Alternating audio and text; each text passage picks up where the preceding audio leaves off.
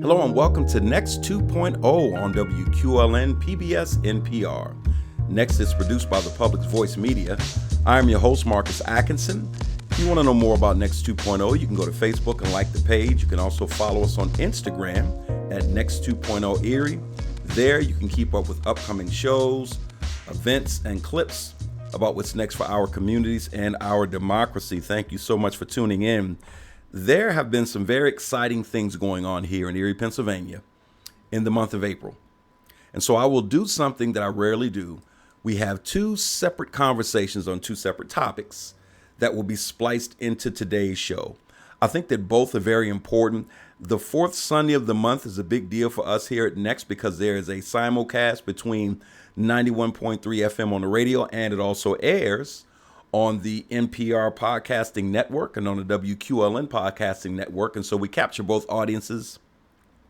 I wanted to make sure that we got this interview to as many people as possible. And so the first thing that happened is that Erie found itself at the center of the scientific universe for a day.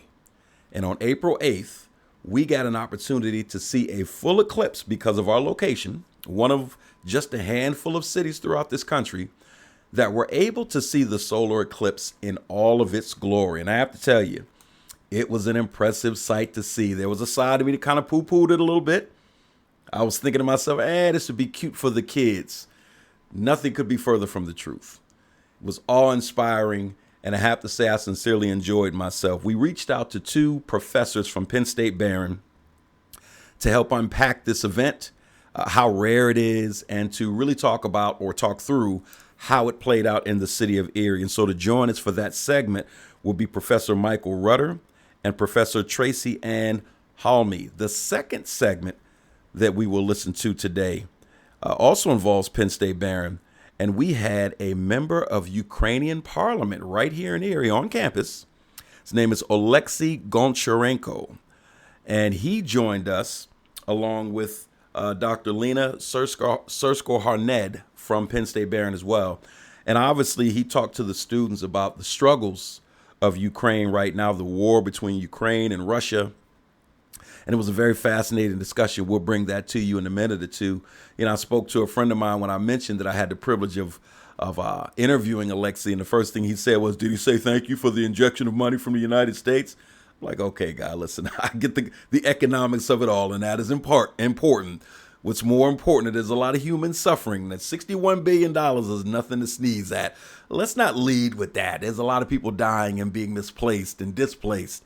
And so the human suffering is something that we want to focus on. But we did talk about the economics of it all, the military aid, and just how much they have their backs against the wall versus when the war first started and how things are turning around and what direction he sees it going into. I think you'll be very fascinated by today's show.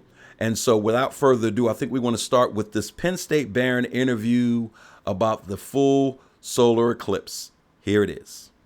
Got an article here from the USA Today that came out April 8th, 2024. And the title says it all. It says, Center of the Universe, Erie basks in limelight of the solar eclipse's path of totality. It's by Jim Martin and Ed Pellatella. And that, ladies and gentlemen, is excellent press for a city that has gotten its fair share of negative press. Erie was one of very few places that you could see a total eclipse, if you will. The moon covered the sun at 3:16 p.m. in Erie on Monday, April 8th.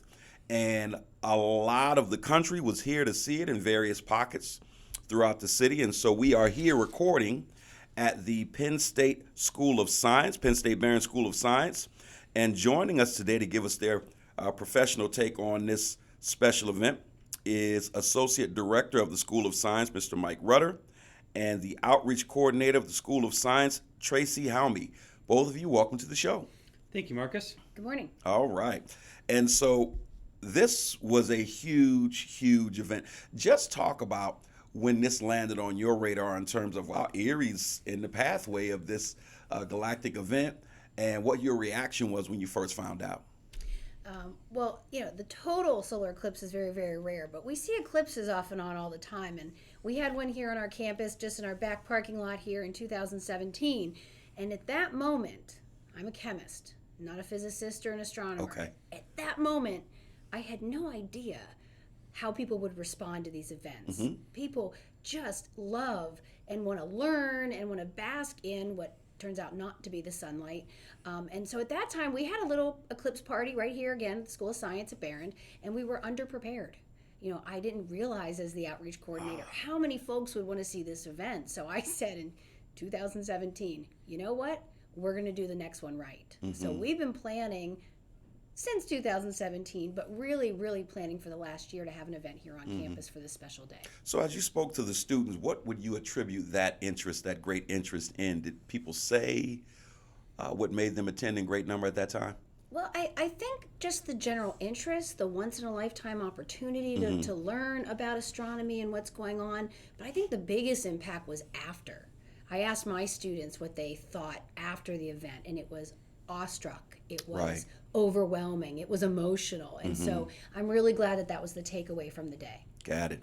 Mike, so when did you figure out or find out that we would have this, is it total eclipse? Am I using the right term? Yes. That we would have that this year. It was in the same time when the 2017 partial eclipse came. And it was always in the back of our head that we're going to have to prepare for this. And since we're a school of science, we knew that it was be more than just Penn State Behrend's preparation. We needed to make sure that Erie was prepared for it as well, because being on the path to totality is a once in a 400-year event. Wow. And so it was something that we would need to prepare for. It wasn't just going to be, hey, come to campus. We would have to plan out a year and a half in advance. So it was in the back of our head, and as we got closer and closer, we started thinking about what we wanted to do as a university, and how that was going to interact with the public, and how that was going to interact with our own students and our own faculty, and figure out a plan for that. So it's been a very long planning process. So partial eclipse versus totality. Break down that difference for us. What does that look like from a scientific perspective? Why is it such a big deal as compared to the partial? I mean, we know the obvious, but just from a scientific standpoint. So there are usually there's solar eclipses like every 18 months on Earth. It just happens to be if it goes over a populous area. And so we get partial eclipses where you can see, only part of the sun is occluded by the moon. That happens, every 2 or 3 years you might be able to see one. But to have a total eclipse where it completely covers the sun and it gets dark and you can see Bailey's beads and it just, the whole world just changes. It's just such a rare event that people just have hobbies of just following these around the world and making sure they can see as many as they can. And so the fact that it just came over our own houses was just an amazing event. Watching it on the news was just fascinating because you had the Eclipse Watch and they're showing all of these different cities and these different areas and people are watching this thing. It was one of the rare events that kind of unified us as a country for us to all be focused on one particular thing. Walk us through the planning process at Penn State Behrend on campus. So we know this thing is coming. Were there meetings? Was there administrative, meetings? What did that look like? Well, when we first started, we had different thought processes. We wanted to do something that was made sure that everyone at Behrend was prepared for the eclipse. We wanted to make sure that Behrend was open to the public for the eclipse. And then we wanted to make sure that we would do outreach so that the surrounding community was prepared for the eclipse. And we're the land-grant institution for Pennsylvania. And so we had this mission to educate our young people. And so Tracy really focused on that K through 12 age group to get them as many resources as possible. Right. I think that was one of our main, not just the educational piece, but the safety piece. Yeah. This is an event that people can get hurt. If you stare at the sun too long, it'll hurt your eyes. So we started a long time ago with fundraising, and we had 2 donors from our Behrend community, Greg Yawn and John Mangus, who stepped up and provided funds so that Behrend was able to purchase glasses well ahead of time in advance. We gave safety solar eclipse glasses to every student, faculty, and staff member in 3 counties, Crawford, Erie, and Warren counties. So we had the distribution set up right here, and we helped and worked and collaborated with the IU5. So we're very grateful for our partners. In fact, we were just a few glasses short, and Mercyhurst, Gannon, and Edinburgh stepped up to fill that need for our community. So we're very, very happy about how that distribution went. So Mike talked about K through 12 education. Were you visiting some of these schools personally? And if so, how did that play out? Well, so I was more the logistics as a chemist. I'm not the expert on solar eclipses, Yeah. just on the educational part. But I provided educational resources through NASA, through the astronomy societies, through our people here at campus. But we have two experts on our campus, Mr. Jim Gavio of the Yon Planetarium and Dr. Darren Williams, professor of astronomy and astrophysics, and they went out into the community. They had guests at the Yon. We estimate over 2,000 visitors to the Yon Planetarium here on campus during the event, but also they hit libraries and schools, and so did our partners at Mercyhurst and Gannon as well. So all of the educators in the astronomy world were out and about in the community. Hundreds, if not thousands, were taught. Right. So was there a gathering of like-minded individuals in this discipline throughout the city as the city started to prepare for that? Did the city engage with your staff at all? Yes, and full credit to the folks at Visit Erie. They recognized early as well that this was going to be a massive event, and so they reached out to all 4 universities in the area, invited us to one of their organizational meetings, and Emily Bedell at Visit Erie was the lead on that. And I can tell you that at that first meeting, and it was, all the folks that knew about what a solar eclipse and total solar eclipse was like, we were trying to convince people how many people were going to come and how big this was. And as we got closer and closer to the date, folks from like emergency preparedness services like the state troopers and the Erie police, they're like, we didn't think this was going to be a big deal. And then as we got closer and closer, and they realized how big of a deal it could be if the weather was good and everything like that, that they really realized that, we need to prepare for this. And more than just, have some eclipse glasses. One of the issues that we thought of from day one was that the timing was at 3:16. That's during dismissal. We can't dismiss all these, all elementary schools in the area and have maybe 200,000 other people wandering around Erie County. That's just not going to work. And But the local school boards, the local colleges, we all got on board with safety first, education second, and so students were allowed to be with their families and their folks, with the glasses, with education on hand, with a YouTube streaming lecture from Dr. Williams the day of the event, so that everybody could participate and be safe. Talk about the damage that could potentially be done if you do look directly into the eclipse, minus the glasses. So it can burn your eye out. And from what I understand, it doesn't actually happen the day of. You'll wake up the next day with like a fuzzy spot in your eye. Yeah. And I have heard, thanks to NPR, that optometrists can actually see, if like they stare at a partial eclipse, they can see the image of the sun partially occluded in people's retinas where it gets burned in. And so it is typically permanent damage. yes, it's irreversible. not reversible. Yeah. So It's very serious. Yes, and the problem is, especially if it gets cloudy. Like we had conditions on Monday where it was cloudy, and you put on your glasses and you couldn't see anything. Exactly. But you could take your glasses off and you could see the you can't stare at it long that way too, because even though it's cloudy, the rays that are bad to get into your eyeballs still get through the clouds. And so it's really important to watch it safely. And I tried from an educational point of view to tell people, we don't stare at the sun any other day. There you go. There you go. You don't on Tuesday wake up and go, I'm going to stare at the sun for a while. So it's the same damage. Right. It's just not that moment that we want to witness. Yeah, as Americans, we tend to have that rebellious nature. I'm going to stare at it, darn it. It doesn't really matter what science says, and not necessarily the best idea. Correct. That day took on somewhat of I want to say kind of a Y2K vibe. And what I mean by that is there were so many rumors and everything else in terms of what was going to happen with the traffic and what would happen with this and what would happen to that. And I say Y2K because if you remember that, it was everybody had a theory about what was going down. And every time I saw somebody, I'm saying to them, are you ready for the impending apocalypse? Because you would have, people with the aluminum hats on talking along those lines. Give us a sense of myth versus reality as far as how it actually played out that day with traffic, accommodations. What were you hearing versus what you saw? And then we'll go into the actual event here. So, beforehand, everything that we knew was going to happen happened. Hotels filled up. The rooms that were available were going for like $600-700 a night. I mean, places that were normally, $100 were, 10 times the prices. So we knew the demand was there. Yeah. We also knew that given the area, we live on a lake. And so that will change the weather on a dime. And given the fact that there's this corridor of viewing areas from Cleveland to Erie to Buffalo to Rochester, we knew if people came to that area and said, oh, where's it going to be clear? There could be people coming up from the south. There could be people coming from Cleveland, coming from Buffalo, trying to find a place to see it. And so the potential for having all of that traffic was what we wanted to worry about. But I think that's where the planning came in. I think we didn't have a catastrophe. Right. Because of Visit Erie, because the local colleges, because the community got on board with staying at home. Canceling your haircut that morning was a good plan, and people really did heed that. So we did have lots of visitors, but we didn't have any major traffic accidents. We didn't have any major incidents on campus, and there's plenty of room and space, and it was really wonderful to view the eclipse. So there was no one particular place in Erie per se where there was a better view than others, as far as you know. No, Maybe the lake.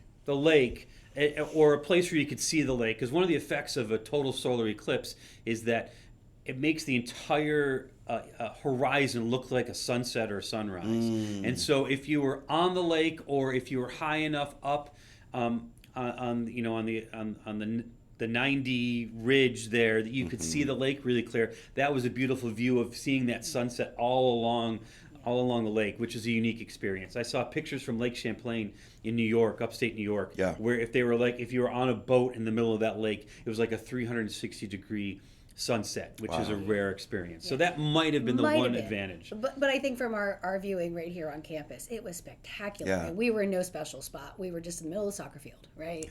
So it was really spectacular. So talk about that day. You had a fair amount of outreach, dealing with schools, public. You've made all the proper accommodations. The day of the eclipse, what was the traffic like here? Did you get engagement from people off campus quite a bit? How did that play out? Yeah, I think we had three groups of visitors that we could kind of cater to. Of course, our own students, and we told them, park your car, walk down, Bayfront, and they were there for our big celebration, which was obviously at the time of the eclipse on our soccer field with a DJ and food available and things like that. But then we also had the public, which we saved spots for. We made sure that the traffic signs were clear, park over here, come here, and we invited the public into our educational experience, which was the main focus, is that we invited students from outside of totality. Got it. East of our city, south of our city, and I know that we had over 800 K through 12 students, teachers, and parents at Dr. Williams's event. And what we did for them was we saved spots for the buses. We made sure they had lunch. We made sure that we had, emergency. What would happen if there was a tornado that day? The teachers need to have precautions. So we helped them, and I would say we probably had closer to 1,000 K through 12 students when you considered our outreach event, which is in collaboration with the Commonwealth Charter Academy. They came and did activities, and their parents and students stayed for our celebration on the field. So I think it was a subdued, quiet, very active learning environment, but it wasn't stressed out because we had our students on campus with directions, and we took care of the traffic. I also want to shout out to our science ambassadors and our STEM leaders who volunteered over 214 student hours to do the not great job of traffic control, passing out eclipse glasses and picking up trash, and our students really stepped up to help support those efforts. So as we start to talk about the actual eclipse, you mentioned earlier, Mike, this is a once every 400-year event. Give more context to that, just so that we have a deeper appreciation for it, because I think that there were a lot of people who were just kind of like, oh, okay, it's an eclipse. And to an extent, that was me.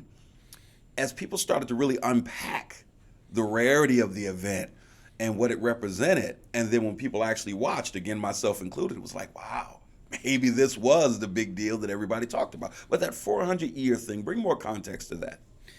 So I think what you're alluding to there is a little bit is that people see the partial eclipses, and I don't care how well you record it and how well you take pictures of it. There's nothing that can actually explain what the experience is like now that we've seen it. And all we can tell people now is, if you have a chance to see it, you have to see it. And it's that rarity of being in the right place at the right time that's the reason why it's, there's a once every 400 years it can happen at a particular location. And I think also it's not just the what you visualize. It's the temperature dropped 13 degrees on our campus. The lights went down and it got dim and dusk, and the salamanders, we had a research project, they came out. And so it's not just what we visually watch as this eclipse happens, but you actually feel a change in the world. Yeah. And we actually had special visitors here from the Sight Center. The Erie Sight Center came to the Yawn Planetarium. How could blind and low vision folks witness it? And I kind of thought, my daughter said, wait, Mom, they can't see it. What are you teaching them? And now I totally can put that together with, it's an experience more than just something you watch. And solar eclipses can only happen when it's a new moon phase, because obviously the moon has to be between the sun and the earth. And we have to get lucky that everything's lined up so that the shadow of the moon actually lands on Earth. So this doesn't happen every time there's a new moon. They have to be aligned correctly. And then it has to be that shadow is showing on Earth. And then it happens to land in places where there are people. I mean, 70%, 72% of our world is made of oceans. So lots of times when there's an eclipse, it doesn't even hit anywhere where there's people. That's an interesting point. And so the fact that it went through not only Erie, but Cleveland and Buffalo and Austin, Texas, and this really, it was a really great path for us in the United States to have a great view of it. Lots of people within that path. Right, and so that's what's rare about it. I mean, again, every 18 months or so, we kind of have a full eclipse somewhere on Earth. It's just rare that it happens in a place where lots of people can get to it, and lots of people, it's easy for them to access it. And so that's what makes it a rare event. And again, the fact that it's almost impossible to describe what it's like until you actually see it. Kind of people go, oh, I mean, how amazing can it be? And then when people actually see it, that's when it's like, oh, well, yeah, it was all worth it. Marcus, full honesty here on the table is that I was like you, and one of my students came over and said, Tracy, have you looked at the eclipse yet? I said, no.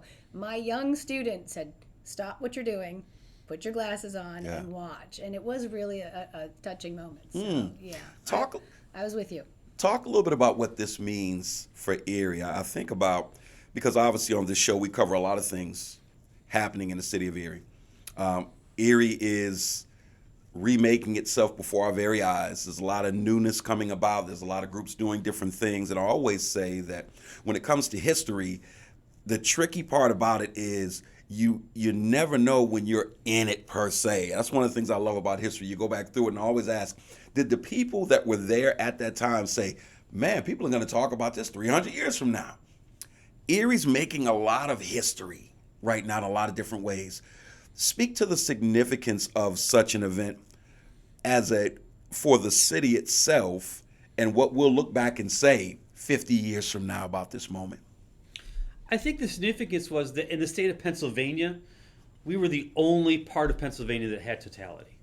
And so, which is rare in Pennsylvania to be, the emphasis on today is Erie. The chimney, exactly. It's usually Pittsburgh. It's usually Philly. There's a lot that happens in State College. Right. But this was our event. It was ours, and I think that was really important. And it's not very often that we get folks from Pittsburgh that come up and do, the general interest story about this is where you're going to go to Erie to see it. You can't see this in Pittsburgh. And even though Pittsburgh was at like 98% coverage, the difference between 98% and 100% coverage is huge. and so the fact that we were that place, and the fact that people were planning on coming to Erie, and I think what people remember, 30 years down the road is that how prepared we were, and how everyone was on board. Very welcoming. And very welcoming, and we all worked really well together. And I think that's really what we're going to remember about how just as a city we got prepared for this, putting everyone just working together. And I think one of the things that, because we started planning so early and so far in advance, is that yes, it was stressful, but it was stressful because we understood the magnitude of the event, not because we were hurrying up trying to figure out what to do. And so we planned so well for it. And we're never going to do this again. None of the people that were involved in this are going to do something like this again. And so we learned a lot. The downside is we're not going to be able to utilize it much, but it was just great to see everybody come together on it. Yeah. And I mean, we live here, so we know we're welcoming a community. We know there's opportunities. We know, but people will say, I had teachers from North Allegheny have never stepped foot on our campus. They're like, wow, you have all this here. Yes, it's a wonderful place to live. It's a wonderful place to raise kids. It really is. Come back and visit us. And so hopefully... or if they went down to Presque Isle, which as locals we know was probably the worst place to see the eclipse because we knew the traffic would be the worst. But people came up and, oh, I didn't know Presque Isle existed, and or for that matter, how many people in Pennsylvania have never been to Lake Erie?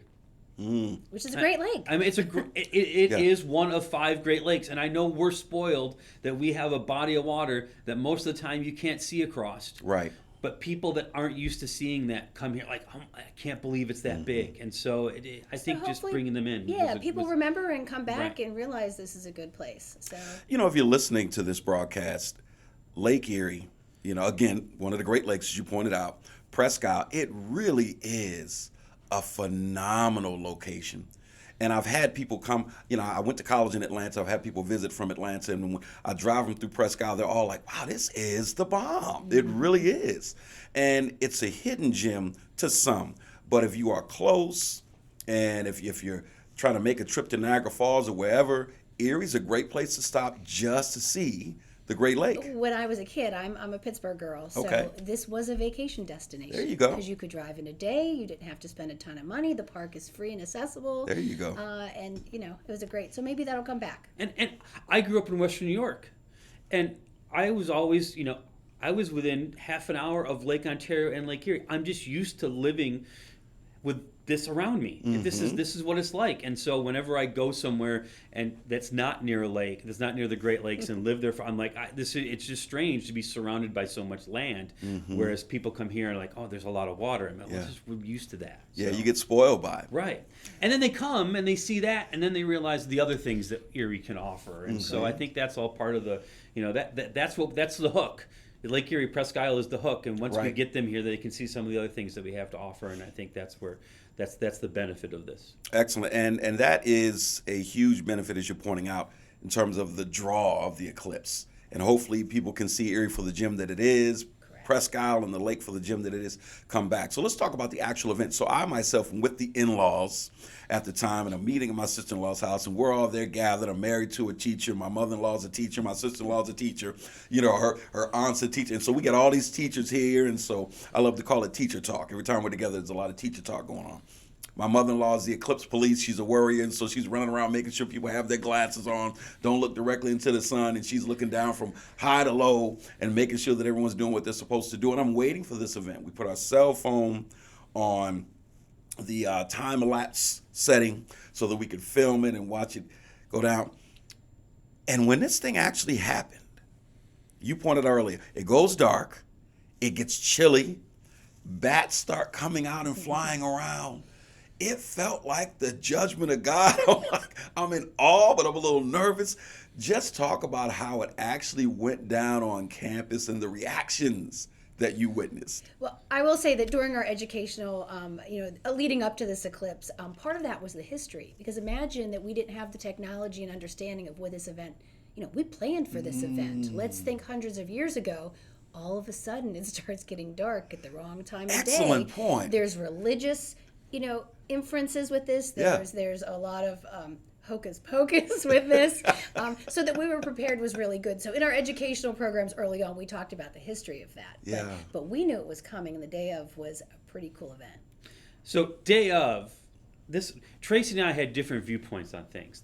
The week, the 10 days before the eclipse, I was glued to any weather app I could get my hands on to see what the actual day was going to be. Tracy was very concerned about logistics of what was going to happen on day of. I was concerned about the weather.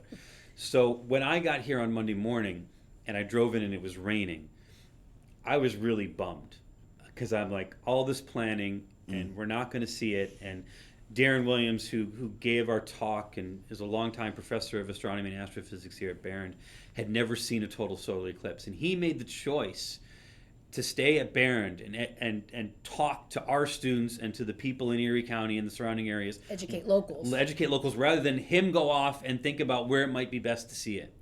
And I felt I was going to, if we don't get to see it and Darren misses this chance to see the eclipse, I was going to feel really bad. I was fine. And so I was nervous, and then I was watching the day of. I was watching I said, Mike, relax. the satellite and see where the clouds were, and I could see it coming that it was going to get, at least by the time around 3 o'clock, if not a little bit before, it was going to clear. And after that point, I was like, all right, we're going to at least see something, and it's going to be worth it all. My opinion was we've planned as much as we can. Your mother-in-law had her glasses. All the kids were covered. I'm going to sit back and let it let the clouds burn off. That's right. And that's exactly what happened. And it went, it probably went as well as we could have hoped for in Correct. terms of logistically and what happened. And Darren gave a great talk, and we all worked our way over to the soccer field or other places on campus that people could see it, that we wanted them to see it. And the Carolina was playing music that was related to eclipses, which was kind of a nice feature. And we got there, and we weren't doing a lot of stuff. We were just like, I would get on the microphone at the soccer complex and say, hey, it has started. And then it's like, there's 10 minutes to totality, and then when totality hit, I said, no, okay, now it's safe to take your glasses off. And then it just got quiet, although Darren was talking on the local television, so you can hear Darren describing some things. And then there was applause and just like oohs and ahs and things like that. And then we did, with about 10 seconds left, I said, okay, you should put your glasses back on now. And it was just that communal experience of everyone just being amazed by the same thing that I thought was the most amazing part. I think a lot of Erie residents probably shared it with their family, with small groups in their backyard, which is what we wanted people to do to stay safe and off the roads and everything else.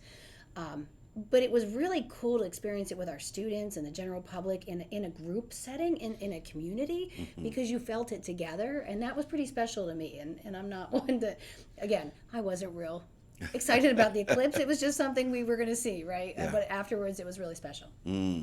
It's on the tip of my tongue. Who sings the song Total Eclipse of the Heart? Bonnie Tyler. There you go. How much money did she make off Well, that? we had our DJ playing that. It was my special request as a girl from the 80s. So Yeah. People were getting married during the eclipse. Correct. And, they're tracking what babies are born during the eclipse. And it was just a whole situation. You mentioned that the salamanders came out during that time. Yeah. We have a biology professor here, Dr. Lynn Beatty, and while most of our students were remote for the day, again, we encouraged our students to stay in their apartments and their homes and spend time with their family. Yeah. Her students were collecting data and research days before the eclipse, during the eclipse, and days after the eclipse to watch the behavioral changes in salamanders. So that's, looking at how the eclipse affects the animals and reptiles and humans, but she was specifically targeting salamanders. So she'll be putting that research together and probably publishing that information for the greater good. Minus any specific data, are there typical reactions that members of the animal kingdom have to eclipses? It's mostly like what happens during dusk. So as soon as the sun sets, whatever animal does at that point, that's typically with the reaction to the eclipse. Right. I think the interesting thing is that reaction makes sense. Like the bats will come out. Oh, it's dark all of a sudden. The peepers. You start hearing the peepers. Right, exactly. It's the sudden, wait, everything's back to normal within a 4 to 5 minute period. And I think that's also the interesting thing from a scientific standpoint. How do they react to having such a short period? Normally when they're used to like 6 or 7 hours of flying around getting bugs. Wait. Right. I've just had 4 hours, or I just had 4 minutes, and what do I do now? So it's that, what is the effect? Does that change how they react when the sun actually goes down? I mean, those are all kind of questions that are interesting to ask for individual species. You think of the astronomy and education with the moon and the planets and the sun and the stars, but also the animals, and our campus is pursuing that as well. We thought about that when we saw the bats flying around with, okay, it's time, and they're flying around, and all of a sudden 4 minutes, so they're like, stand down. Right, and that's one of the things too. People had big concerns about their pets. Like, what am I supposed to do with my dog during the eclipse? And the answer to that question is, well, do you normally worry about your dog staring into the sun? That's that Y2K effect. Right, exactly. And the answer is no. And so they're going to be fine. fine. And because the animals are they don't know what's coming. They're just going to assume that it's it got dark, And maybe it got dark before I had dinner, which was weird, but it just got dark, and they'll figure it out. It's a rabbit hole that I refuse to go down right now, but it is so intriguing, Tracy, your point about what this looked like hundreds of years ago. And what was going through people's minds as this was happening. Well, you mentioned Y2K. I can imagine it was that type of a moment, but real changes on the earth. Right, with all of these primitive beliefs and what came out of that. I'm sure that there was some sort of tribal somebody who said, listen, we're having a meeting based on what happened yesterday. Well, see, I think that the whole history of eclipses is just a beautiful summation of what science is. Yeah. In the sense that, hundreds of years ago, people would observe this and, they would go, oh, someone's not happy with the leader or something along those lines. And it was a message from higher beings or whatnot. And then science started. and people started recording these things. So the Chinese and the Mayans, they started recording them, and they realized that they started happening in a pattern. And that's the beginning of science. Is like, oh, there's a pattern. So then the quest becomes, what is that pattern? And how do we explain it? And so the fact that we figured out what's causing this is that the moon is coming between the Earth and the sun. And the fact that we figured this out only being on the Earth, not being able to view the whole thing. And then we get to the point where we can actually predict when they're going to happen. And not just on a day, but down to the exact second at your particular location on Earth. We can predict exactly how long it's going to be. That's an amazing accomplishment given the fact that maybe 1,000 years ago we were stunned that they happened. Now we're able to predict them with amazing accuracy. Just tells you how good the process of science is. And I think we take that process of science that looks at the moon and the stars and the sun and then apply it to our modern day troubles. Energy crisis, climate change, cancers. If you take young people and educate them about anything and they're interested in solving those scientific problems, then we hook them in. And again, from an educational point of view, this is just one event, one moment in time. But what we can do is we can look out among the young people and go, that young woman's interested in this. She's got a true feeling of, I can solve these problems. And that's really powerful for all of the disciplines. So, Mike, let me ask you this, and you can give this some thought as well, Tracy. Your enthusiasm for this is palpable, right? So as I'm listening to you with that last breakdown, I'm like, you really mean this. What ignited your fire, if you will, for science? What was that moment for you where you say, you know what, I want to go down this pathway and see where it leads? When was that moment, if you can put your finger on it? I was into astronomy when I was a kid. And I think it was just the fascination of the fact that these stars were up in the skies and we had made constellations. And I remember doing in 6th grade, we had to do a science project. And we had to give a presentation. And what I did was I gave a presentation about the constellations. And it just went really well. And I know this is a really obscure memory slice, but I remember my 6th grade teacher commenting about how interested everybody else in the class was about it. I remember talking about Orion and what you could see on the belt of Orion and everything like that. And I think that to me, it clicked. And so when I took physics in high school, I'm like, oh, I can explain how things work with math. And it clicked. And so all of that continued to click with me throughout my, as I became more of a scientist and learning what I could do with things. But it was that initial start of just being fascinated by what was happening in the sky at night. That's what did it for me. What about you, Tracy? Yeah, so mine's very clear memory. It was 8th grade, Mr. Pellis at Quaker Valley High School, middle school. And we were doing a very simple experiment. We were watching salt dissolve in water. And everyone knows what salt dissolving in water looks like. And everybody else was just mixing and stirring and talking. And I was staring at the beaker going, wait a minute, where did the salt go? And then I had a conversation with Mr. Pellis, and he was a fabulous teacher. So a few moments in his classroom and the impact of that teacher. Then over time, when I found out I could teach others, and they would listen, and when I found out I could get a career and a well-paying job to teach others, then it just made sense with what interests me. Science is one of those subjects where, to kind of touch on what you said even about 1,000 years ago, a couple hundred years ago, the reaction to, we were watching television one time and my 10-year-old son joked, he said he was learning about witchcraft and people being hanged and burned at the stake for witchcraft, and he says, I guess this would qualify as witchcraft once upon a time as we look at the television. I said, you know what? You look at all of the things that we know and even all of the things that we don't know still, right? The advancement of man with what you know now and how everything is developed. I guess where I'm going with this is you start to figure out that the knowledge of science is the foundation of so many things. Before we leave, touch on some of the things that we still don't know, because I think with the hubris of man nowadays, we tend to start thinking, well, we know all there is to know. No, not so, not by a long shot. So talk about some of the things that we're trying to pioneer, some of the things that we're still kind of making us scratch our heads in the science community. Well, I think that's our main role, is to inspire the young people to continue. Right, and take this ball and run with it. There is well more science yet to discover than we know from the past. Yeah. So, Mike, something must come to your mind. Well, I think a lot of the things you do in medicine, that is a huge scientific, full of scientific an area to be ripe with scientific discovery is And- anything to do with medicine these days. Yeah, It's medicine sort in the human body. Think Right. about, I'm a chemist and I do an experiment. I change one temperature. I change one variable. I do one change. You can't do that with the human body. And you're different than your mom is different than Mike is different than I am. And so it's an experiment that's hard to control, but it's really, really important. And I think yeah. cancer research is one area. Alzheimer's.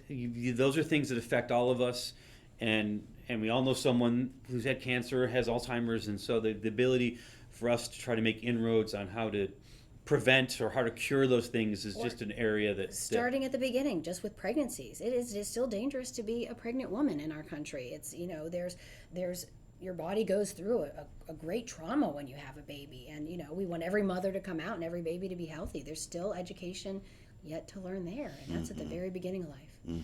and things like agriculture and crops, and the world is changing, and how are we going to feed how are we going to feed people given the fact that temperatures are rising and things like that. So there's areas of science around that. And energy Energy, and right. economics, and they're hand in hand. The U.S. uses about a quarter of the world's energy. Just the U.S. is about a quarter of the world's energy, which is changing now with the growth in India and China and different populations. But I always tell my students, if we wrap this right back around to the sun, when the sun burns out, we don't really have to worry about what we're putting into our car. Right? So we need to solve those problems so we live on this earth in a healthy, in a long, sustainable way. One of the things I think is really important is you never hear a scientist go, "We're done." Never. That is not a phrase a scientist says. I like that. And so I think that's important, because whenever we figure something out, it invariably leads to another question. And Mike and I were in charge of our campus, party, if you will, for our Eclipse. But our real job is to educate, to get our students out into the world solving these major and very important problems. Math and science are two subjects that it seems like we have less, and the numbers may say different, but on the surface it looks like there are less and less students going into these disciplines, math and science. And from a community advocacy standpoint, from a community servant standpoint, I'd moved, and when I would come home to visit, one of the community servants that helped shape my life gave me this dramatic speech about, it's my turn to take my place in the village and blah, blah, blah, and the village raised you and you have to give back. And she must have just hit me at a point in time where I was starting to feel the age and time, because it's stuck in the back of my mind. And it made me move back and do just as she said, okay, it's my turn. And I stepped in. And so I guess that's one of the things I love about the scene from The Lion King when they talk about the circle of life. At the end of the day, you're right. The next generation has to be inspired to pick this thing up, whatever the thing is, run with it, advance it, and then replicate, right? And so is it your hope that this event leads to more students, and is it your guess that more students will be involved in the science discipline because of this? Absolutely.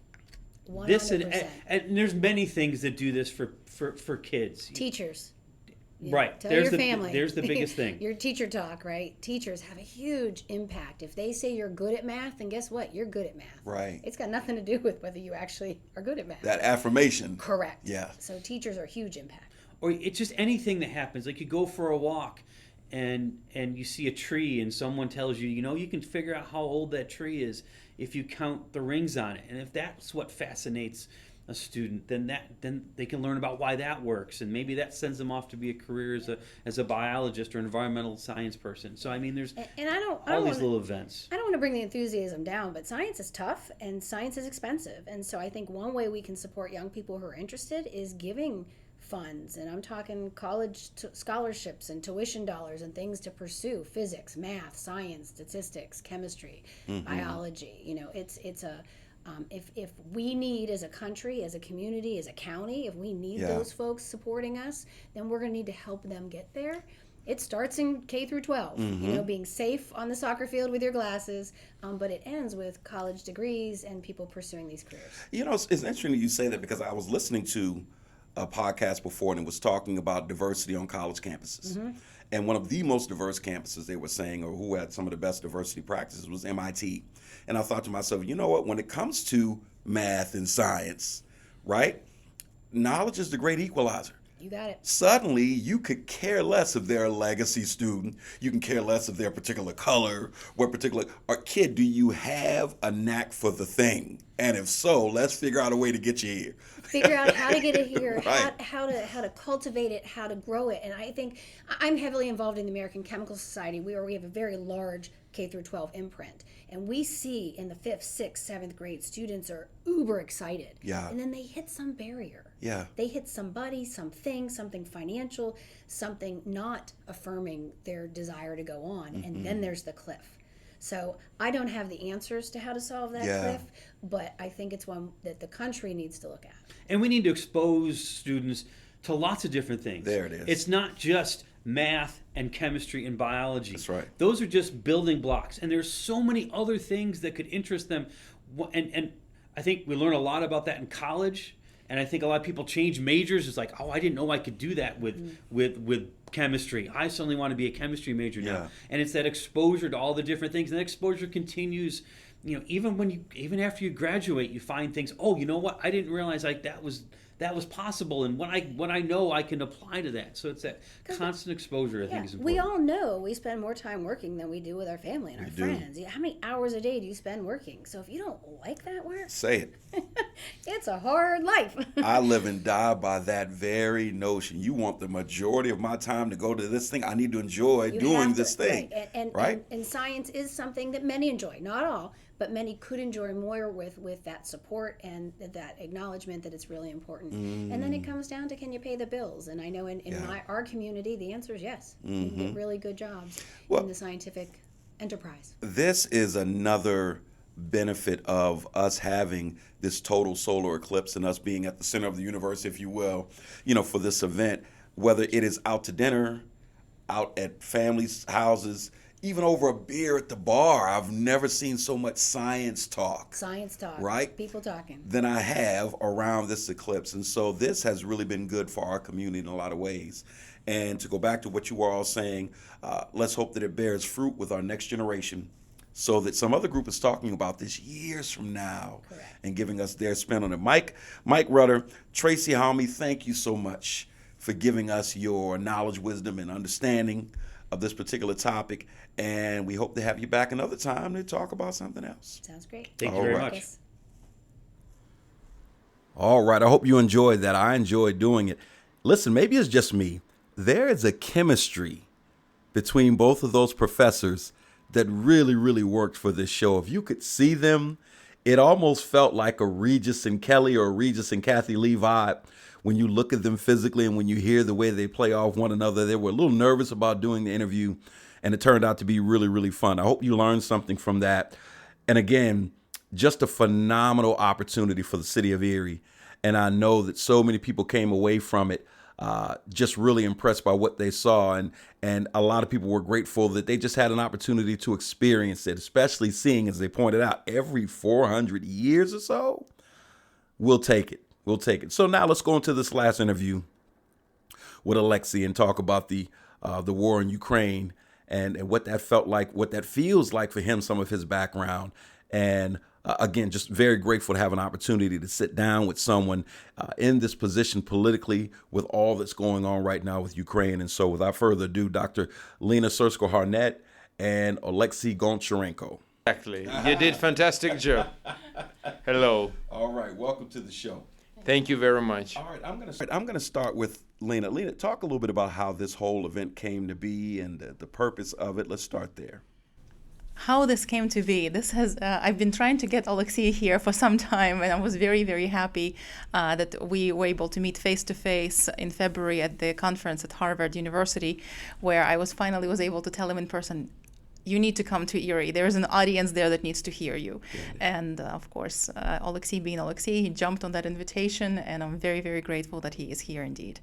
And I think that one of the most important reasons why Oleksiy's presence here is so necessary is, again, that he brings a fantastic experience and breadth and depth of knowledge that could be fantastically useful to hear, not only for my students here on campus, but also to a broader audience in Erie, Pennsylvania, right? Being that he is an active member of Ukrainian parliament, he's involved in lawmaking and decision-making. He is a part of the delegation of Ukraine to Parliamentary Assembly of Europe, where he also does a lot of fantastic diplomatic work on behalf of Ukraine. Of course, he makes this trips to United States to also share his knowledge with the rest of us. Mm-hmm. So we couldn't pass this opportunity to have Oleksiy here on the campus today.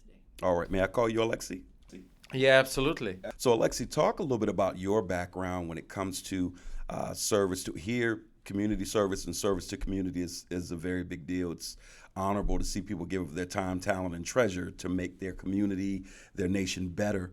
When did you decide you wanted to serve at the level that you're serving on now? Oh, it's a long story. I started in my city. My native city is Odessa on the Black Sea.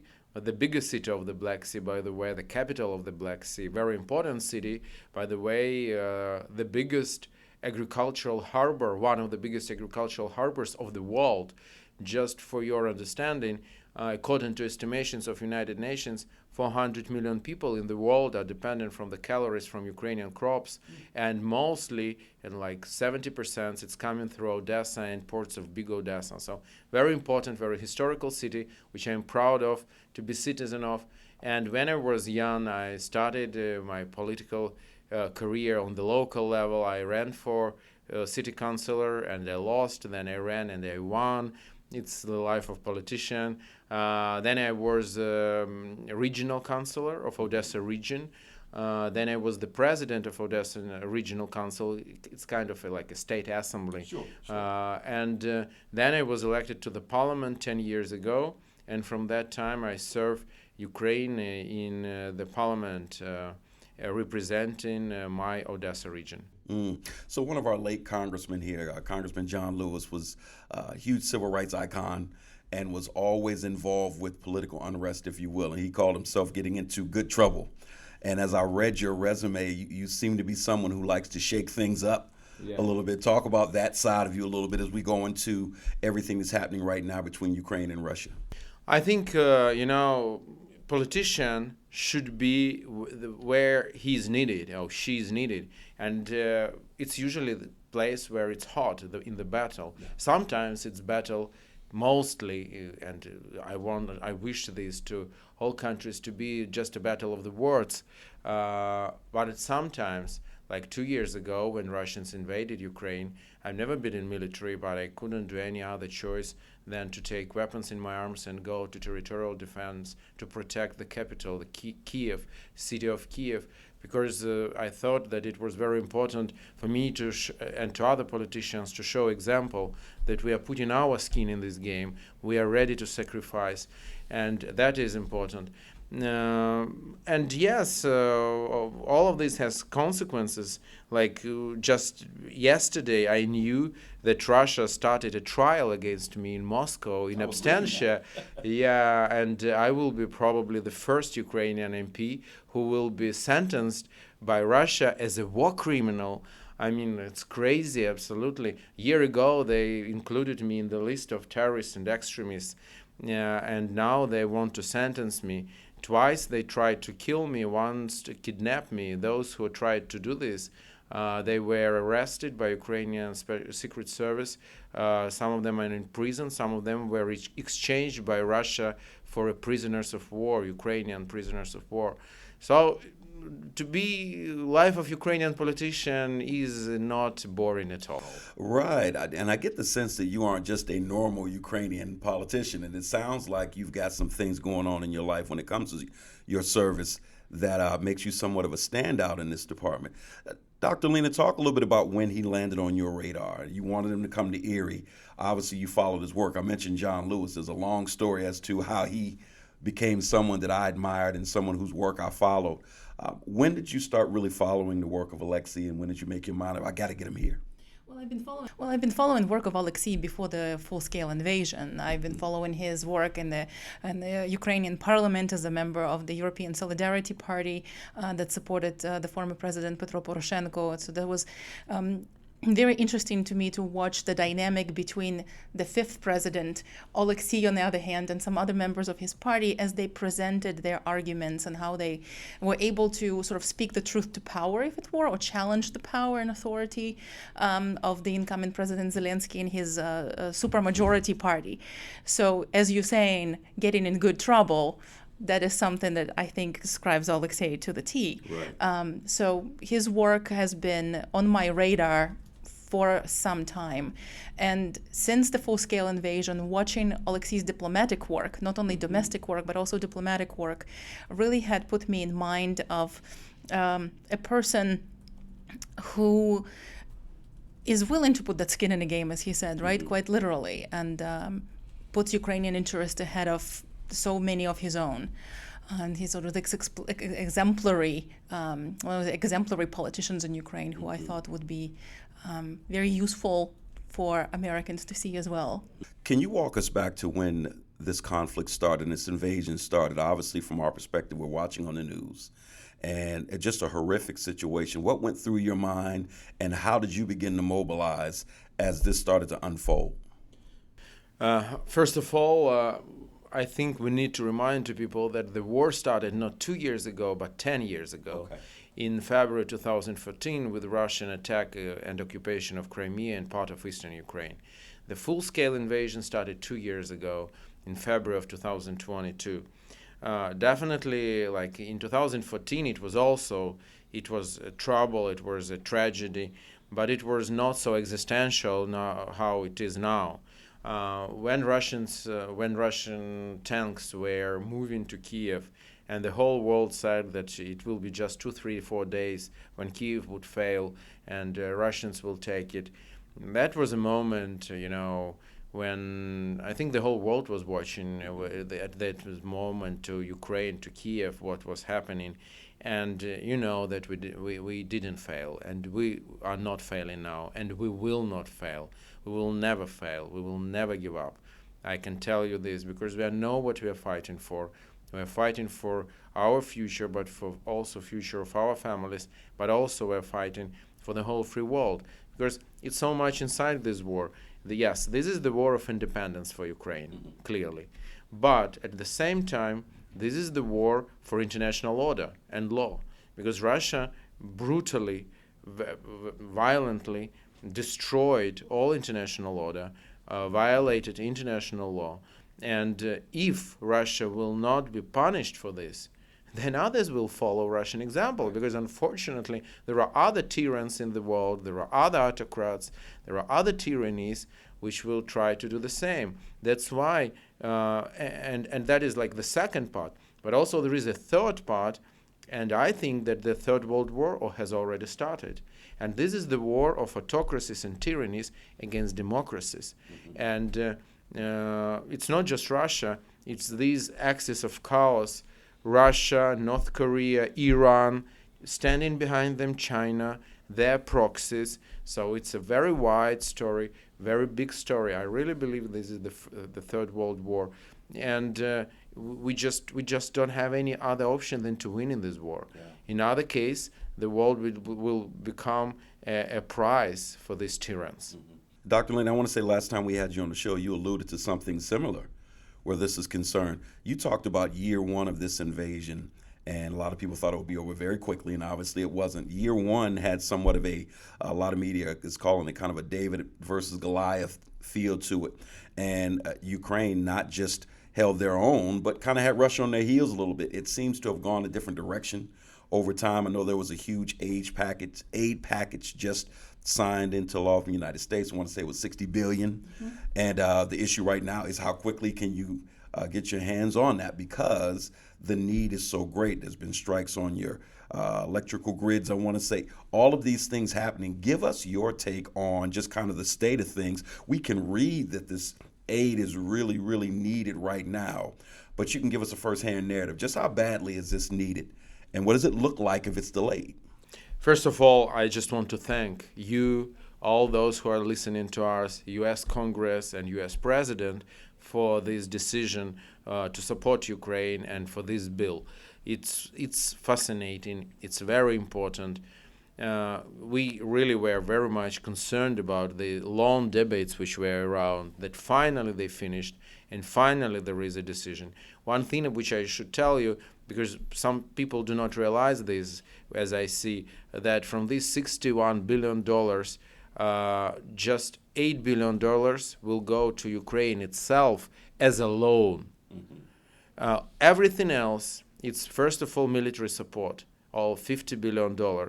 And all this military support will remain in the United States of America. This money will go to United States factories, producing United States weaponry, creating jobs for United States citizens. And then this weaponry will go to Ukrainian army to fight with the U.S. enemies, because Russia is a clear enemy of the United States of America. It's not that I'm saying this, it's Vladimir Putin saying this absolutely openly. He's saying, this is my war against NATO, against United States, against Anglo-Saxons. I'm quoting him. It's not I said, because that is very important, because sometimes I hear here in the United States, some people and even politicians are saying, oh, this is not our war, there's something happening overseas. No, Putin said, yes, it is. Putin says it's absolutely openly. This is my war, he's saying, against the United States of America. This is my rival. And he says that Ukrainians are just U.S. proxies. That's how he calls us. So this is important. So this package was very vital. Why it's so important? I will tell you one thing. In Ukraine, just I think it was 10 days ago, near Kiev, one of big electrical stations was destroyed. Power grid stations was destroyed by Russian missile attack. How it happened?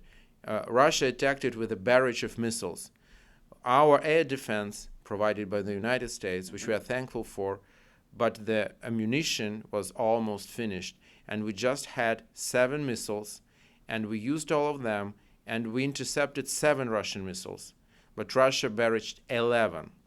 And the rest 4 destroyed this station to rubbles. And now, and that means, I don't know, will we succeed to rebuild it till the winter? That means that hundreds of thousands of people now are under danger to be frozen to death during the winter. The winter in Ukraine, in Kiev, in this area, I think citizens of Erie can imagine better than citizens of Florida. And that is another story. And in Ukraine, it's the same, especially northern part. So this is why it's so much needed. Or another example about Ukraine, my native city, Odessa, there was attack of Iranian drones. It's what I'm saying. This is a common war of Russia and Iran. I'm not joking. I'm not exaggerating, because my native city is every day attacked by Iranian drones, not by Russian drones, by Iranian drones, Iranian-made drones. So we didn't have ammunition to stop a drone, and one drone hit the residential building, and 19 people were killed, including 5 children, just in one moment, who were sleeping in their beds. And they will never wake up now. So that's why how badly we need this support, how badly we need this ammunition. It saves lives, it saves power grid, and in the end of the day, that will define what will be the end of the war. Dr. Lena, this aid package that was just voted on, can you give us a sense from your estimation as to why the debate went on so long to make this commitment, in your opinion? It is very unfortunate that as so often happens, domestic politics takes precedence, and our United States politicians like to play politics with many things that ought not to be played with, underestimating the impact of their actions. And the fact that this package has gone through, right? We can quote great Winston Churchill, who said that you can count on Americans always to do the right thing, but only after they tried everything else. But in this particular case, this playing politics in such a hot election year was an unfortunate event indeed that cost a lot of lives and a lot of on Ukrainian side. Oleksiy, how realistic is the prospect of, I was reading somewhere where the United States was talking about taking frozen assets of Russia's here or in the West and redirecting those to Ukraine. How much of a realistic prospect is that, and what do you know of that? It's absolutely realistic if there will be made courageous decisions and bold steps. And it's clear that who should pay at the first place for this war? It's Russia. They started this war, and they should pay for this. And again, that should be example for others. You will pay for what you are doing. That's the story on which the whole law system is based. If there is no responsibility, there will be never ever change in behavior. So that means that it's so important for Ukraine as a precedent. Here in the United States of America, there are Russian assets for billions of dollars. Mostly this money, but much bigger even money, are in Europe.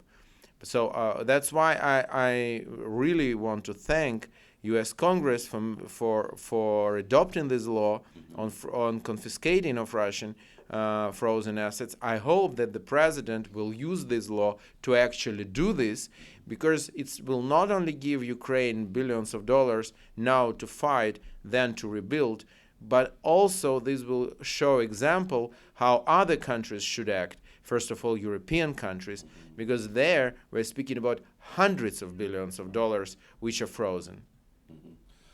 We always want to be mindful of the fact that beyond all of these headlines that we read and all of these news reports that we see, there are real people and real lives behind all of these headlines.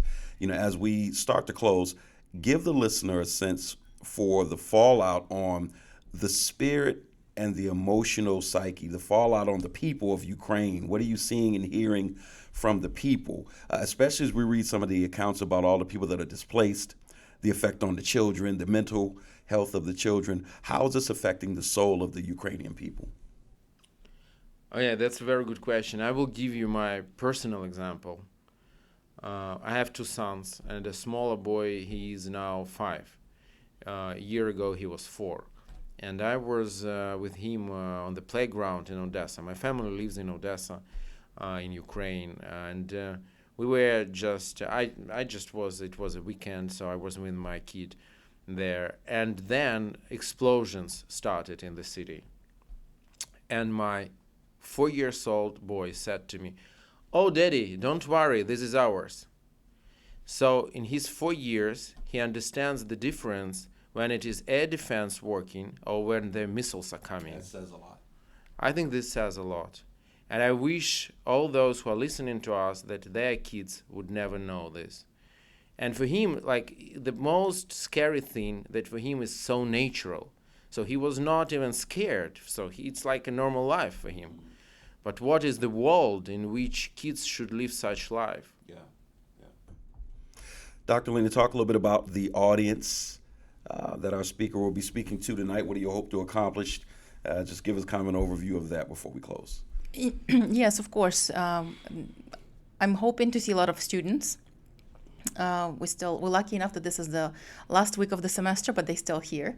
And I'm hoping that members of community join us. We've sent the invitations far and wide and try to reach all sorts of folks who are interested and who want to hear from Oleksiy. I think he brings some very important messages, as you heard us discuss today, that should resonate and should be heard. Mm-hmm. All right. Any last points you want to make before we close out today? I want just to thank people of the United States of America. Right. I mean, you are doing fantastic thing now, supporting Ukraine and protecting the world from this evil. Yeah. Evil is always evil. And if you are not stopping evil, sooner or later, evil will knock at your door. So that's why it's so important that the United States today are helping Ukraine to stop this evil before it will be too late for so many people. So I just want to thank, and I just want to ask to be with us till the end. And I just want to assure U.S. people that Ukraine will always be a truthful friend of the United States of America, the ally you can count on, always. And nobody knows how the world will look like in 5-10 years. So ask yourself, who, if it will be needed, will be with the United States in the trenches near Tehran or Beijing? Ukrainians are ready to be there with the United States of America as a true and committed ally. But today we need the help to finish this war in right way. Dr. King once said that injustice anywhere is a threat to justice everywhere. That's a very good word. And I think that encapsulates a lot of what you're saying. All right, member of Ukrainian Parliament, Oleksiy Honcharenko. Thank you so much for coming in today. Thank you. Thank you, Dr. Lena, for coming in as well. And this is Marcus Ford, next on WQLN. We'll be right back. Again, what a great interview. You know, hopefully it did the same thing for you that it did for me. It just kind of helped me put life into perspective a little bit. This entire journey is an awesome one, and it runs the gamut in terms of emotions and personal experiences. And so this show today kind of gives you all sides of that. It was a wonderful privilege to be able to witness this full solar eclipse.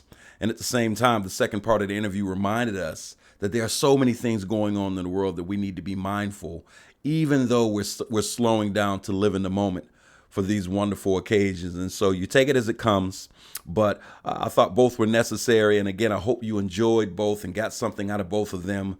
And I want to thank all guests involved, because the staff of Penn State Behrend for both of those interviews really went above and beyond to make that happen. I also want to thank our intern, John Marcin, for helping to make these interviews possible as well. This is his last day of interning for WQLN, PBS, NPR, for our show in particular. And so, John, thank you so much for all the work that you've done on the show for the last few weeks. As for you, the listener, that's it for us today. Tune in next time for more discussion and analysis with local and national guests.